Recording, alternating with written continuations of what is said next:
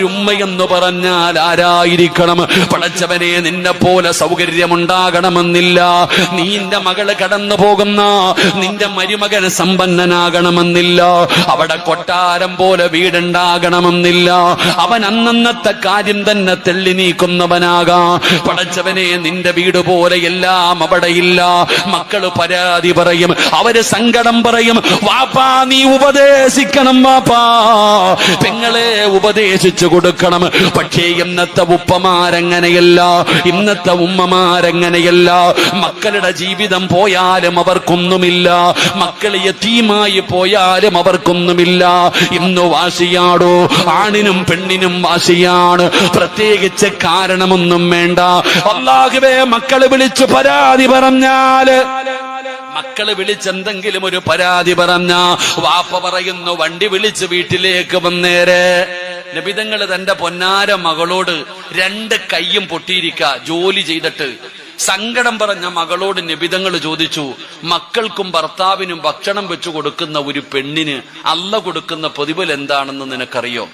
നിന്റെ മകള് നിന്റെ ഭർത്താവിന്റെ വീട്ടിലെ പ്രയാസം പറഞ്ഞപ്പോ നീ എന്തു പറഞ്ഞു?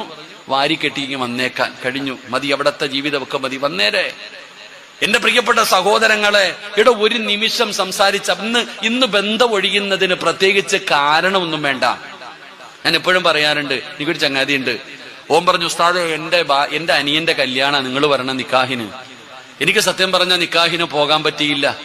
അങ്ങനെ കുറെ നാളുകൾക്ക് ശേഷം, മാസങ്ങൾ കഴിഞ്ഞിട്ട് ഇവനെ കണ്ടപ്പോ, അന്ന് പോകാൻ പറ്റാത്തതിന് ജാമ്യം എടുക്കണമല്ലോ, ഞാൻ ഇവന്റെ അടുക്ക പോയിട്ട് പറഞ്ഞു, എടാ അന്ന് എനിക്ക് വരാൻ പറ്റിയില്ലടാ, എന്തൊക്കെയാ പ്രയാസങ്ങളായി പോയിട്ടോ, എങ്ങനെയുണ്ടടാ ജീവിതമൊക്കെ? ഓളെന്തേടാ? ഓള് പോയി ഉസ്താദെ. ആ ചെറുപ്പക്കാരൻ പറഞ്ഞു, ഓള് പോയി. എനിക്ക് എന്ത് പറ്റിയടാ? ഉസ്താദെ, ഗിഫ്റ്റ് വാങ്ങിച്ചു കൊടുത്തില്ല ബർത്ത്ഡേക്ക് ഗിഫ്റ്റ് വാങ്ങിച്ചു കൊടുക്കാത്തതിന്റെ പേര് ഓള് പോയെന്ന്. അള്ളാഹു കാത്തിരക്ഷിക്കുമാറാകട്ടെ. ഇന്ന് കാരണമൊന്നും വേണ്ടടോ. എടോ, ഈ പെണ്ണിനും പയ്യനും ഒരു 5 മിനിറ്റ് സംസാരിച്ചാ തീരുന്നതേ ഉള്ളൂ. അതെങ്ങനാ? മോളെ വിളിച്ചോണ്ട് വരുമ്പോ തന്നെ ഉമ്മ പറയും, ഇനി അവൻ വിളിച്ചാ ഫോൺ എടുത്തേക്കരുത്, ഓഫാക്കി വെച്ചേക്കാൻ. ഉമ്മ, ഇന്നത്തെ ഉമ്മയാ പറയണേ, അവൻ വിളിച്ചാ ഇനി എടുക്കരുത്, ബ്ലോക്കാക്കി വെച്ചേരെ. കാരണം സംസാരിച്ച മനസ്സു മാറിപ്പോയാലോ. എന്നാലും ഉമ്മ ഇവിടെ പെണ്ണും പിള്ളയെക്കാളും വാശി ആർക്കാ? ഈ പെണ്ണിനെക്കാളും വാശി പെണ്ണിന്റെ തള്ളയ്ക്കാ. എന്നാലും അങ്ങനെ പറഞ്ഞല്ലോ അവള്. അമ്മായിയമ്മ അങ്ങനെയാണ് സംസാരിക്കണ്ടേ? അമ്മായിയപ്പന വാശിയടോ, ഈഗോ. ഒരു 5 മിനിറ്റ് സംസാരിച്ചാ തീരുന്ന പ്രശ്നമുള്ളൂ. ഞാനെങ്ങനെ എന്റെ ജീവിതത്തിൽ ഒരു അനുഭവം പറയാം. ഞാൻ ജോലി ചെയ്യുന്ന പള്ളിയിലൊരിക്കെ, സാധാരണ ഈ മസ്ലിഹത്തിന് ഞാൻ ഇരിക്കാറില്ല.